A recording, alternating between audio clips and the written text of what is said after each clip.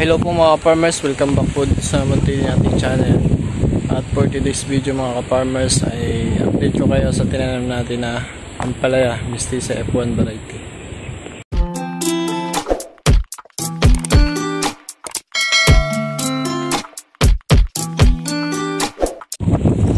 So welcome back po dito sa munti nating channel mga ka-farmers, Buberong Farmer TV. At ito na nga pala yung update sa tinanim natin na ampalaya Mestiza F1. Bali ito ngayon mga farmers ay patatlong araw na. At paabunahan ko na ito kahapon. Ito na po yung ating ampalaya. Buhay na po sila. Bali ang napatanim ko dito ay nasa 1,300 na puno na Mestiza F1 variety. Ito nga pala ay bago ko itinanim, ang punla nito ay nasa 14 days na po, 2 weeks bali. At bago ko ito tinanim, pinatraktor ko. Simpleng ano lamang, land preparation. Hindi pa nga masyadong nadurog ang lupa dahil tanin yung lalaki ng tipak. Tapos itong part na to hindi to na anuhan, pinahukay ko lang yung gilid. Tapos pag tayo ay nakapag trellis na at medyo malago na ang palay natin, mga 1 buwan siguro, paka-cultivate na natin yung lupa. Lalagyan muna natin ang abono dito sa gilid. Ito na nga pala yung ating ampalaya, maganda na po. At kung hindi nyo napanood yung unang video, ito nga pala lang ang palaya natin ay mayroong drip irrigation system. Lahat po ng tanim ko ay may ganyan na drip irrigation system para po maalawan po ang magdilig. Alam nyo po ang drip irrigation sa una lang po yan magastos, pero pagka po kayo ay nakapag-invest na, matagal nyo na po ito magagamit at talagang sobrang ano po, sobrang tipid sa labor. Kasi itong lapad na tanim ako itong 1,300 puno na palaya. Tapos ito pang kabila, lahat yun may tanim din yan. Pakita ko sa inyo yung tanim dyan.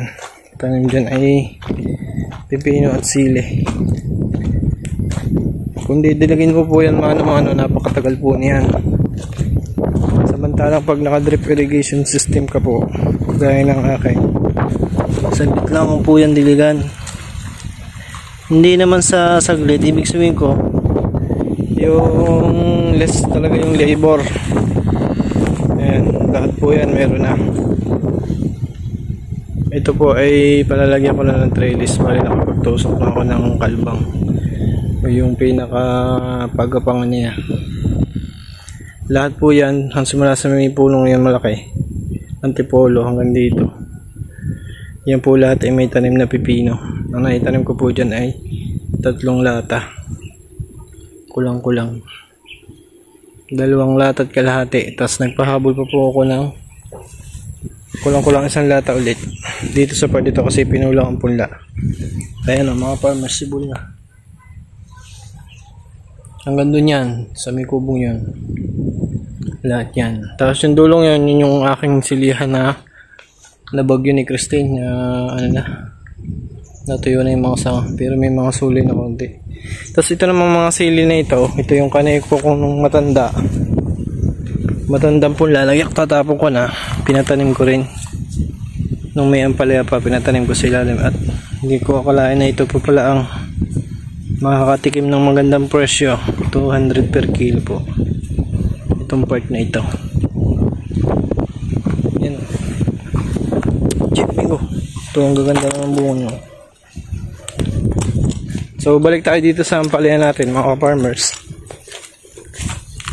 Ito ay bago ko tinaniman, naglagay ako ng waxing granules tsaka carboporan para po may pabaon ng ating halaman, ng ating ampalaya. Ang ratio po noon, 1 bag na Wokosim, 1 kilo na carboporan, tapos mix mo lamang, tapos lagay mo sa puno ay 3 to 5 grams. kada butas. Kung napanood nyo yung huli kong video nito, pag butas mo, lagay ka ng 3 to 5 grams, saka mo ilagay si punla. Hindi na pala ako naglagay ng ipot, pero may nakastock akong ipot dito ng manok. Nasira, ari, nadaanan na rin ng aso. Bigo! Uy! Ang gagawin ko na lang, palalagyan ko siguro sandakot kada puno. Saka ako siya papakultivate para maganda. At sa unang abono ko mga farmers, ang ginamit ko nga pala dito ay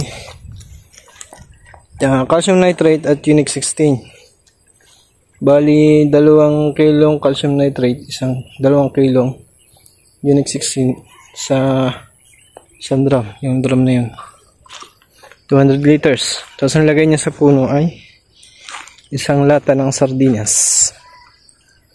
Ganun po ang aking pag-aabono.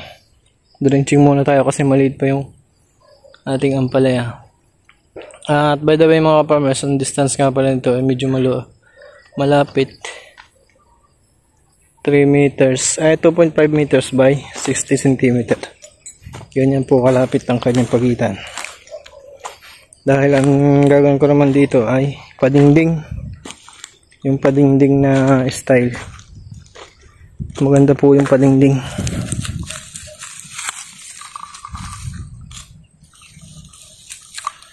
O ano na lang mga farmers, abang-abang na lang kayo. At share ko sa inyo yung mga ginagamit ko rito. Maganda po yung kinita ko dun sa previous ampalaya ko dun sa kabila. At sana swertehin din tayo dito. Napakamahal po ng ampalaya ngayon mga farmers. Nagwa 150 po per kilo ngayon.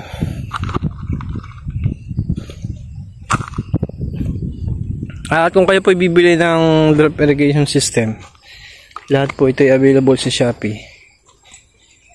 Ang bibili nyo pong drip tape, ito pong 300 microns, yung may guhit sa gitna na blue. Napakatibay po nito. Unlike po yung nabibili na galing China na mura, 2,000 plus lang ang isang roll yun. Napakabilis po mabutas. Pagka siya inalikong gano'n, nabalik ko, agad nabubutas doon sa pinaka edge. At ipakita ko sa inyo mga ka-farmers yung dati kong drip tape na galing China. Isang beses ko lang halos nagamit, butas-butas na agad, sobrang nipis. Ayan, ito sobrang nipis, ang dami niyan. Tinambak ko na dito, susunugin ko na lang. Ayan po.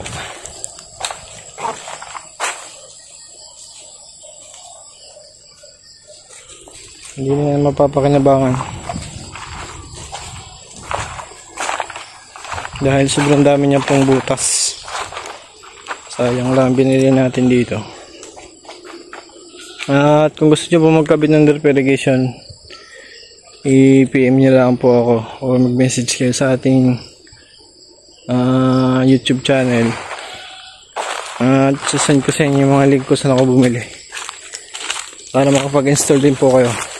Sobrang easy lang po magpakabit ng drip irrigation, pero napakaganda po talaga. Itong main line na ito 1.5 number 2 to. Tapos 16mm yung bulb. Ito bulb na ito. Tapos ito ay 16mm din, 300 microns. Sa Shopee lahat yan available. So hanggang dito na lang mga farmers, at ito yung update sa ating ampalaya Mestiza F1 variety. 3 days na po ito ngayon. At so far so good, maganda po ating pula. Recover na po sila sa pagka-transplant. Yan po mga farmers. At nakapag-apply na po ako ng abono, calcium nitrate at Yara Unique 16. Hanggang dito lang po.